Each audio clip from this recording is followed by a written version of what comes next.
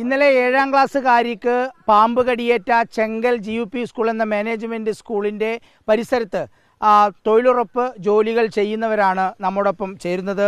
ചേട്ടാ, ഇന്ന് നമ്മൾ രാവിലെ അവിടെ പോയി, അവിടെ നിറയെ കാടാണ്. നിങ്ങൾക്ക് ചെയ്തു കൊടുത്തൂടെ? അതെ, ചെയ്യാം, നമ്മൾക്ക് ചെയ്യാം. ചെയ്യുമ്പോഴാണ് അവർ ചോദിക്കുന്നത് 10-25,000 രൂപയല്ലേ അങ്ങോട്ട് ചോദിക്കുന്നത്. അങ്ങോട്ടാണ് ചോദിക്കുന്നത്.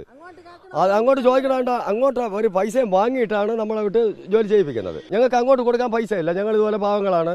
കുഞ്ഞുങ്ങൾ പാമ്പ് കടിക്കട്ടെ എന്നാണോ? അത് നമുക്ക് പൈസ അവര് വസ്തു തന്നാലേ ചെയ്യാൻ പറ്റൂ. നമുക്ക് അങ്ങോട്ട് പൈസ കൊടുത്ത് ചെയ്യാനായിട്ടുള്ള കഴിവില്ല. കഴിഞ്ഞ പ്രാവശ്യം എല്ലാവരിൽ നിന്നും പൈസ വാങ്ങിച്ചിട്ട് അവർ നമുക്ക് ജോലി പ്രിയ തന്നില്ല. ഭയങ്കര കാടാണ് അവിടെ.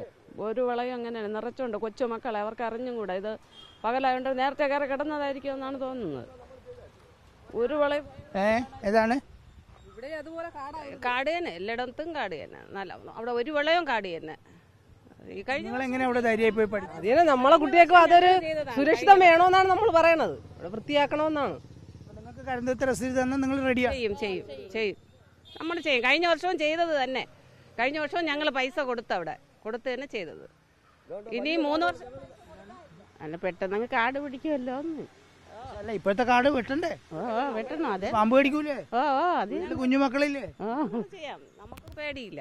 അങ്ങനെ ചെയ്യും. ഇതെല്ലാം വെട്ടിക്കൂട്ടി നമ്മളിങ്ങനെ കൂമ്പ പോലെ കൂട്ടിയിട്ടൊക്കെയാണ്. വലിയ കാട് അതേപോലെ അതാണ് ഞങ്ങൾ വെട്ടുന്നത്. ഇതാണ്ട ഈ കാടെല്ലാം ഞങ്ങൾക്കുള്ളതാണ്. നമ്മൾ വെട്ടേണ്ട കാടാണ്. ഈ പ്രദേശത്തുള്ള തൊഴിലുറപ്പ് തൊഴിലാളികളാണ് ഇപ്പോൾ നമ്മളോട് സംസാരിച്ചത്. ഇവർ തയ്യാറാണ്, ഇവർ ചെയ്യാൻ തയ്യാറാണ്. പക്ഷേ അതിന് വിട്ടുകൊടുക്കുന്നില്ല എന്നുള്ളതാണ് ഇവർ പറയുന്നത്.